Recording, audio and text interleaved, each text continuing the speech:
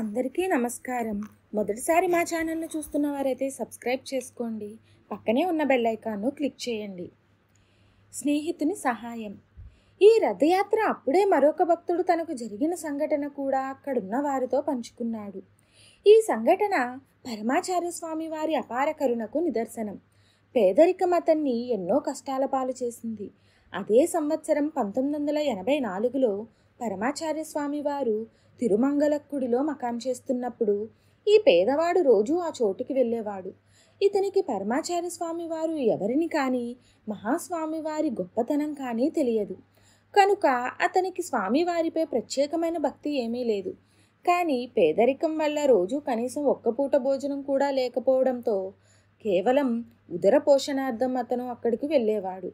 అక్కడికి వెళ్ళడం వల్ల కడుపు నిండినా పేదరికం పోలేదు. మహాస్వామివారు అక్కడి నుండి వేరొక్క చోటికి వెళ్తే అతనికి ఆ ఒక్క పూట భోజనం కూడా దొరకదు. 5 మంది ఉన్న కుటుంబాన్ని పోషించలేక అప్పులు ఎక్కువై ఆదాయం లేక చివరకు ఆత్మహత్య తప్ప వేరొక దారి లేదని నిశ్చయించుకున్నాడు.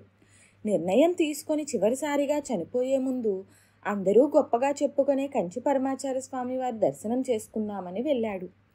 అంజలైలాగే ఇతను కూడా నమ్మకంతో కాకుండా ఊరికే స్వామివారిని చూసి తరువాత చనిపోదామని కంచి చేరుకున్నాడు.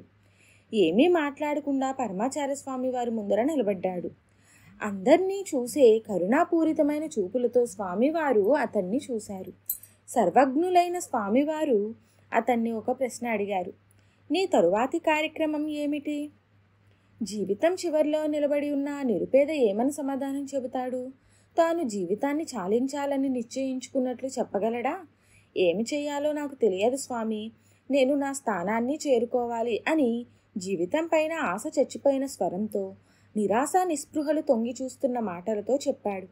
నేను నీకు బస్సుకు డబ్బులు ఏర్పాటు చేస్తాను. నేరుగా నీ ఊరికి వెళ్ళవద్దు. ఇక్కడి నుండి సరాసరి మద్రాసుకు వెళ్ళు. అక్కడ ప్యారిస్ కార్నర్లో బస్సు దిగి అక్కడి నుండి మీ ఊరికి బస్సులో వెళ్ళు అని ఆజ్ఞాపించారు స్వామివారు. అక్కడే ఉన్న శిష్యులకు ఇక్కడి నుండి మద్రాసుకు, అక్కడి నుండి తన ఊరికి సరిపడా డబ్బులు ఇవ్వమని ఆదేశించారు. ఎందుకు ఈ స్వామి పడమరన వేలూరుకు దగ్గరలో ఉన్న తన ఊరికి వెళ్ళడానికి తూర్పున ఉన్న మద్రాసుకు వెళ్ళి మరలా అక్కడి నుండి ఊరికి వెళ్ళమని చెబుతున్నారో అతనికి అర్థం కాలేదు. కానీ స్వామివారి ఆదేశం కాబట్టి పాటించాడు. చెన్నైలో ప్యారిస్ కార్నర్లో దిగి తన ఊరికి వెళ్ళే బస్సు కోసం వెతుకుతున్నాడు. భగవంతుడు పంపినట్టుగా అప్పుడే అక్కడికి ఒక వ్యక్తి వచ్చాడు. అతను ఇతని స్నేహితుడే. చాలా కాలం తర్వాత ఇతన్ని చూడటంతో అతను చాలా సంతోషించాడు. దగ్గరలో ఉన్న హోటల్కు తీసుకుని వెళ్ళి ఆహారం ఇప్పించాడు. చాలా ఆకలితో ఉండడంతో సంతోషంగా తినేశాడు. తన గురించి కుటుంబం గురించి అడగడంతో ఇక తట్టుకోవడం చేతకాక ఏడుస్తూ తన గోడు వెళ్ళబోసుకున్నాడు.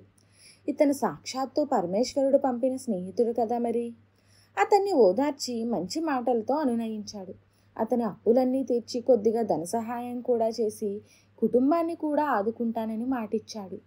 అంతటి దీనస్థితి నుండి స్నేహితుని సహాయం వల్ల బయటపడి ఉద్యోగం కూడా పొంది 25 ఏళ్ల తర్వాత కుమార్తె వివాహం కూడా చేశాడు. పరమాచార్య స్వామి ఇప్పుడు రథయాత్రలో శిలారూపంలో ఇటు రావడంతో కృతజ్ఞతతో కళ్ళ నీరు కారుస్తూ తన కథను చెప్పుకున్నాడు. అంతటి కరుణారూపమైన ఈ భగవంతునిపై మనకున్న భక్తి చేత స్వామివారే మనల్ని ఆశీర్వదించి మనల్ని కాపాడి అన్ని సౌఖ్యాలు కలుగజేస్తారు. శ్రీ శ్రీ శ్రీ మహాపెరియవ మహిమై పత్రిక నుండి. అపార కరుణా సింధుం జ్ఞానదం శాంతరూపిణం శ్రీ చంద్రశేఖర గురుం ప్రణమామి ముదాన్వహం. జై జై శంకర, హర హర శంకర. ఈ వీడియోను చూసిన ప్రతి ఒక్కరూ కామెంట్ బాక్స్లో జై జై శంకర, హర హర శంకర అనే కామెంట్ చేయండి. అలాగే మా ఛానల్ను మొదటిసారి చూస్తున్న వారైతే సబ్స్క్రైబ్ చేసుకోవడం మర్చిపోకండి. పక్కనే ఉన్న బెల్ ఐకాన్ను క్లిక్ చేయండి. మా వీడియోను లైక్ చేయండి, షేర్ చేయండి.